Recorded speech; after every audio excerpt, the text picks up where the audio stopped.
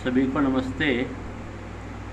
BSc भाग द्वितीय का तृतीय प्रश्न पत्र है इलेक्ट्रॉनिक्स, और उसकी प्रथम यूनिट जो है वह है बेसिक सर्किट एनालिसिस। इसमें हमने पिछली कक्षा में कुछ महत्वपूर्ण परिभाषाएं पढ़ ली थी। अब हम इसमें आज का अपना टॉपिक शुरू करते हैं संधि विश्लेषण से। तो संधि के बारे में हमने परिभाषा पढ़ी थी कि संधि किसे कहते हैं, उसी को हम आगे बढ़ाते हैं कि एक परिपथ में वोल्टता के रूप में धारा का मान प्रदर्शित कर वोल्टता का मान किस प्रकार ज्ञात किया जाता है। इसके लिए हमें एक चित्र दिखाई दे रहा है जिसमें विभिन्न दो वोल्टता स्रोत E1 और E2 है एवं प्रतिबाधाएं जो है वह 5 प्रतिबाधाएं हैं, Z1, Z2, Z3, Z4 और Z5। इस Z3 के दोनों सिरों पर विभवांतर जो है वो V2 है। Z4 के दो सिरों पर विभवांतर जो है वो V3 है। यहाँ हमें दो संधि बिंदुओं बिंदु 2 और बिंदु 3 के बारे में ही अध्ययन करना है, क्योंकि बिंदु 1 जो है वह केवल E1 से जुड़ा है, बिंदु 4 जो है वो केवल E2 से जुड़ा है और बिंदु 5 जो है वो भू संपर्कित है। इसलिए इनके लिए वोल्टता में परिवर्तन नहीं होगा। हमें केवल बिंदु 2 और बिंदु 3 के बारे में अध्ययन करना है। तो इसके लिए हम चलते हैं कि एक परिपथ में 5 संधि बिंदु है। संधि बिंदु 1 व 4 अनाश्रित है, क्योंकि ये क्रमशः है वोल्टता स्रोत E1 और E2 से जुड़े हैं, जबकि संधि बिंदु 5 जो है वो भू संपर्कित है। हम संधि बिंदु 2 व 3 के लिए धारा का समीकरण ज्ञात करते हैं। तो सबसे पहले इस संधि बिंदु 2 के लिए जब अपन मान ज्ञात करते हैं तो यहाँ हमारे पास 3 प्रतिबाधाएं हैं इस बिंदु से जुड़ी हुई, Z1, Z2 और Z3। तो सबसे पहले इस Z1 प्रतिबाधा के लिए जैसे ओम का नियम होता है V बराबर IR, तो I बराबर V बटा R जो होता है वहाँ R प्रतिरोध था, यहाँ प्रतिरोध की जगह प्रतिबाधा आ जाएगी। तो इस Z1 के लिए इस बिंदु का जो विभव है वो V2 हो गया, और इस बिंदु का जो विभव है वो E1 मान लेते हैं। तो E1 माइनस V2 बटा Z1 हो जाएगा ओम वाले नियम से। इसके बाद अपन इस Z3 के लिए आते हैं। तो इसके लिए विभवांतर V2 दिखाई दे रहा है, तो V2 अपॉन Z3। ये माइनस इसलिए लिया है क्योंकि यहाँ धारा की दिशा जो है वो इधर है और इसमें अपन ने धारा की दिशा इधर मान रखी है, इसलिए ये माइनस आ गया। अब आपके इस प्रतिबाधा Z2 के लिए भी वही फॉर्मूला बन जाएगा कि V3 माइनस, यहाँ V3 है और यहाँ V2 है और ये प्रतिबाधा अकेली है Z2, तो V3 minus V2 upon Z2। और यहाँ इस संधि बिंदु पे कोई वोल्टता स्रोत नहीं लगा हुआ, इसलिए यहाँ 0 आ गया।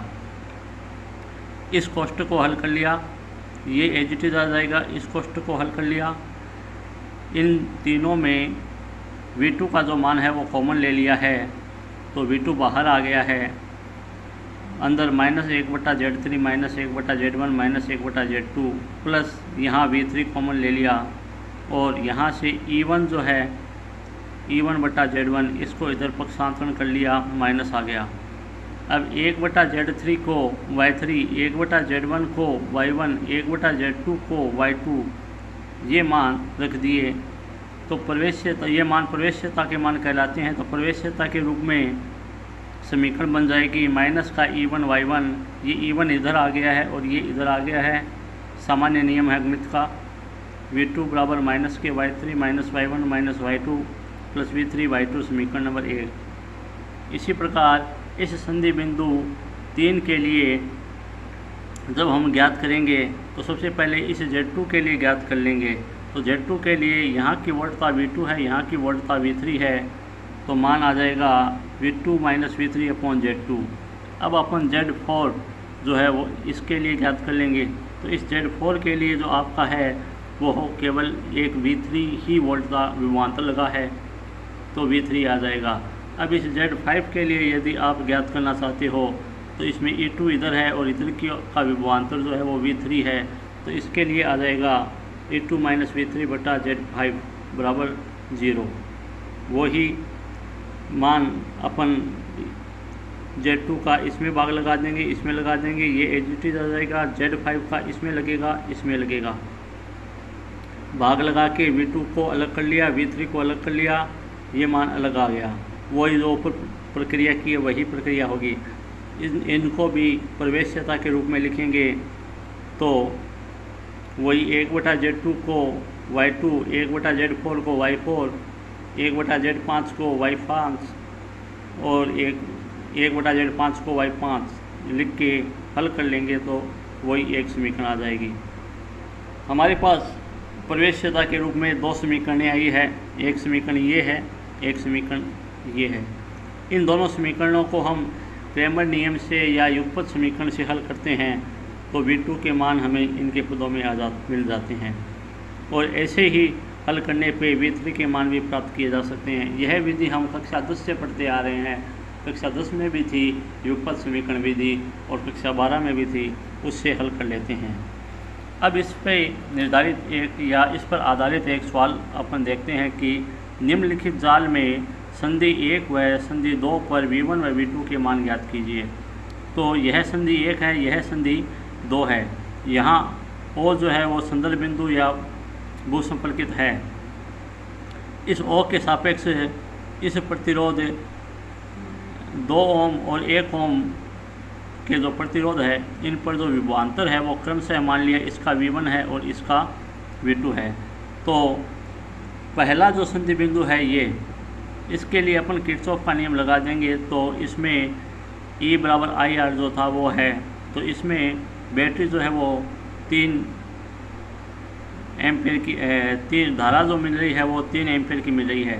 तो 3 बराबर यहाँ पे V1/2 आ गया।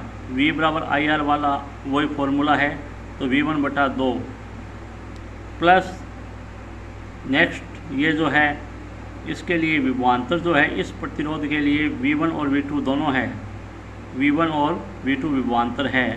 तो इसके लिए आपका आ गया V1 माइनस V2 और इसमें भाग लग जाएगा 5 ओम के लिए। तो यहाँ देखिए V1/2 plus V1/5 minus V2/5, ये 3 हो गया। इनको हल कर लिया, इन दोनों को V1 के लिए, ये V2 के लिए आ गया समीकरण 1। इसी प्रकार इस संधि बिंदु 2 के लिए ये जो स्रोत है इससे धारा हमें 2 एम्पेयर की प्राप्त हो रही है, तो 2 आ गया। ये प्रतिरोध 1 ओम का है, तो इस V2 के लिए 1/1 V2 हो गया। लेकिन इस प्रतिरोध के लिए वही V2 और V1 है। ध्यान रखना है यहाँ V2 माइनस V1 आएगा क्योंकि ये ले रहे हैं। इससे पहले वाले में V1 माइनस V2 था, यहाँ पे V1 माइनस V2 है, यहाँ V2 माइनस V1 है और वो ही प्रतिरोध 5 ओम का है, इसलिए 1/5। इनको भी हल कर लिया, V2 एज इट इज़ आ गया। V2/5 माइनस V1/5, दोनों V2 को सोल्व करेंगे 1.5 और ये समीकरण 1 और 2 को वही क्रेमर नियम कह दो, युगपत समीकरण नियम कह दो, इनसे हल करके अपन V1 का जो मान है वो ज्ञात करेंगे। तो अपने पास सामान्य गणितीय विधि है, V1 का मान 5 वोल्ट आ जाएगा। इसी प्रकार V2 का जो मान है वो सामान्य क्रेमर नियम से हल करेंगे तो 2.5 वोल्ट आ जाएगा। अब इसके बाद अपनी जो नेक्स्ट विधि है वह है पास विश्लेषण विधि। पास यानी लूप। अभी हमने जो किया था वो था आपका संधि विश्लेषण और अब है पास विश्लेषण। संधि विश्लेषण में हमने एक संधि बिंदु लिया था, पास विश्लेषण में हम पूरा पास लेंगे, बंद पास या लूप। तो किरचॉफ के वोल्टा नियम को पास विश्लेषण के लिए निम्न प्रकार प्रयोग करते हैं। इसमें भी एक अपने चित्र ले रखा है, इसमें प्रतिबाधाएं Z1, Z2, Z3, Z4 और Z5 है। 2 वोल्टा स्रोत E1 और E2 है। पहले पास में बहने वाली धारा I1 है, दूसरे पास में बहने वाली धारा I2 है, तीसरे पास में बहने वाली धारा I3 है। ये धाराओं की दिशा ले रखी है हमने कि इधर धारा बह रही है किरचॉफ के नियम से। तो चित्र में प्रतिबाधा Z2 जो है, इसमें धारा का मान ज्ञात करने के लिए हम धारा I1, I2 और I3 के जो मान हैं वो निम्न प्रकार लेते हैं कि पहले इस लूप के लिए किरचॉफ का नियम लगाएंगे, फिर इसके लिए लगाएंगे, फिर इसके लिए लगाएंगे और तीनों को हल करेंगे। तो पहले लूप के लिए अपन जब लगाते हैं तो यहाँ इस Z1 से इससे हमें जो धारा I1 प्राप्त होती है वह इन दोनों प्रतिबाधाओं से गुजरती है। तो I1 गुणा Z1 प्लस Z3 हो गया।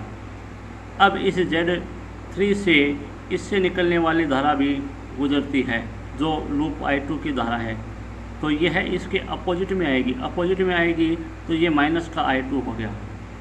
ये माइनस I2 क्यों हुई है? क्योंकि इस लूप की जो धारा की दिशा है वो अपोजिट है और इसमें धारा इधर से बह रही है, इसलिए ये माइनस I2 Z3 हो गया।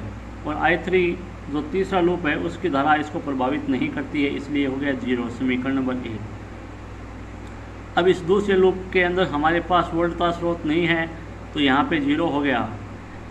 इसके अंदर इस I1 की जो धारा है वह धारा इसके नेगेटिव में आएगी। I1 की जो धारा है वो इसके नेगेटिव में आएगी, तो माइनस का I1 Z3 प्लस I2 जो लूप की धारा की दिशा हमने ली है इधर वही धारा बह रही है, इसलिए Z3 Z2 Z4 तीनों पॉजिटिव में आ जाएंगे। और इस I3 की जो दिशा है वह इसके अपोजिट है, इसलिए माइनस का I3 Z4 हो गया। इसके पश्चात अपन लूप 3 में चलते हैं। तो लूप 3 में जो हमने धारा की दिशा ली है वह I3 इधर ली है, जबकि इस E2 के कारण धारा इधर बह रही है, इसलिए ये माइनस E2 हो गया। I1 इस लूप की धारा इसमें है नहीं, इसके कारण Z4 के कारण जो धारा होगी उसकी दिशा भी इसके अपोजिट आ रही है, क्योंकि इसके कारण धारा ये आएगी ऊपर की ओर और ये I2 की धारा नीचे की ओर आ रही है, इसलिए ये माइनस I2 Z4 हो गया। जबकि I3 की धारा जो है वो 4 और 5 में समान दिशा में हो गई, इसलिए धारा I3 हो गया Z4 प्लस Z5। ये समीकरण नंबर 3। अब इन तीनों समीकरणों को यदि हम सारणिक विधि अपना लें, क्रेमर नियम अपना लें, युगपत समीकरण तो नहीं लगेगा क्योंकि युगपत समीकरण में 2 समीकरणें होती है, बाकी क्रेमर नियम लगा सकते हैं। तो यहाँ से क्रेमर नियम से हल करेंगे तो I2 का मान हमें समीकरण 4 में प्राप्त हो जाएगा। अब समीकरण 4 जो है वो I2 के मान को दर्शाती है। इसी प्रकार हम धारा I1 व I3 के मान भी ज्ञात कर सकते हैं। इसके बाद अपन चलते हैं इस पास विश्लेषण पर आधारित एक सवाल पर। तो पास विश्लेषण का जो सवाल है उसके लिए अपन ये करते हैं कि एक चित्र ले रखा है, इसमें ये वोल्ट लगा रखी है 42 वोल्ट, यहाँ 10 वोल्ट लगा रखा है, 2 प्रतिरोध 6 ओम और 4 ओम के हैं, एक प्रतिरोध 3 ओम का है। इस पास में I1 धारा बह रही है, इस पास में I2 धारा बह रही है। तो इस प्रतिरोध से बहने वाली धारा जो है वो I1 माइनस I2 होगी। तो हम पहले पास के लिए किरचॉफ का नियम लगा देंगे, फिर दूसरे पास के लिए किरचॉफ का नियम लगा देंगे। इस प्रकार हमें 2 समीकरणें प्राप्त होगी और दोनों समीकरणों को हल कर लेंगे। तो पहले पास के लिए यदि अपन किरचॉफ का नियम लगाते हैं तो यह है 6 ओम का जो प्रतिरोध है इसमें इसके कारण धारा I1 बहती है, तो 6 × I1 हो गया। इसमें जो धारा I1 माइनस I2 बहती है 3 ओम वाले में, तो प्लस 3 I1 माइनस I2। ये I1 माइनस I2 इधर से I1 आ रही है, इधर से I2 आ रही है, इसलिए दोनों का माइनस हो गया, बराबर 42 हो गया, क्योंकि 42 वोल्ट लगा हुआ है। इसको अपन हल कर लेंगे, 6 I1 और 3 I1 9 I1 माइनस का 3 I2 बराबर 42 हो गया। यहाँ 3 कॉमन लेके हल कर लेंगे या 3 का प्रतिस्थापन कर देंगे तो 3 I1 माइनस I2 बराबर 14 हो गया। अब अपन पास 2 में चलते हैं। इस पास 2 के लिए सबसे पहले ये 3 ओम में वही I1 माइनस I2, यहाँ -3 ले लिया क्योंकि पास की जो दिशा है वो इधर है, ऊपर ऐसे बहेगी तो ये ऊपर की ओर आएगी, जबकि I1 माइनस I2 नीचे आ रही है, इसलिए माइनस हो गया। और ये 4 ओम जो है वो आगे चल रहा है, तो प्लस के 4 I2 बराबर, यहाँ पे वोल्ट तो आपने 10 वोल्ट लगी हुई है तो 10 हो गया। ये माइनस का 3 I1 और ये माइनस माइनस प्लस हो गया, 3 I2 और 4 I2 7 I2 हो गया। समीकरण नंबर 2। समीकरण 1 और 2 को यदि हम जोड़ लेते हैं, यह विधि भी अपनी साधारण विधि है 10वीं कक्षा वाली कि दोनों समीकरणों को जोड़ देते हैं, तो 3 I1 से 3 I1 कैंसिल हो गया, माइनस का I2 7 I2 6 I2 बच गए, 14 और 10 24, तो I2 का मान जो है वो 4 एम्पियर मिल गया। या अब अपन I1 का मान ज्ञात करते हैं। तो I1 का मान ज्ञात करने के लिए इस समीकरण 1 को 7 से गुणा करके दोनों को जोड़ देते हैं। तो इसको 7 से गुणा करेंगे, 7 × 21 I1 माइनस का 7 I2, इधर आपका माइनस का 3 I1 और 7 I2, ये 14 सते 90, 14 को 7 से गुणा करोगे 98 और ये 10, यहाँ 7 I2 कैंसिल हो गया, 21 और में से 3 गए, 18 I1 बच गए, 108 हो गए। I1 का मान 108/18 6 एम्पियर। इन समीकरणों को आप हल जो है वो क्रेमर नियम से, युगपत समीकरण से कैसे भी कर सकते हो, जैसा अपन ने पहले बताया था। यहाँ हमने आसान तरीका ले लिया है, कोई दिक्कत नहीं है। तो I1 और I2 के मान आ गए। अब अपने प्रश्न के अंदर था कि I1 और I2 के मान और 3 ओम प्रतिरोध पर विभवांतर। तो ये 3 ओम का प्रतिरोध है, इस पर विभवांतर ज्ञात करना है। तो सबसे पहले इसमें बहने वाली धारा ज्ञात करते हैं। इसमें बहने वाली धारा I1 माइनस I2 है। तो I1 और I2 के मान अपने पास आ गए। I2 ये रहा, I1 ये रहा, इन दोनों का अंतर ले लेंगे, 2 एम्पीयर आ गया। तो इसमें बहने वाली जो धारा है वो 2 एम्पीयर की हो गई। तो विभवांतर V बराबर IR के हिसाब से 2 गुणा 3 बराबर 6 वोल्ट। तो 3 ओम के प्रतिरोध में बहने वाली जो धारा है वो आपकी आ गई 6 धारा जो है वो आपकी आ गई 2 एम्पीयर, और इस 3 ओम के प्रतिरोध के सिरों पर विभवांतर जो है वो आपका आ गया 6 वोल्ट। धन्यवाद।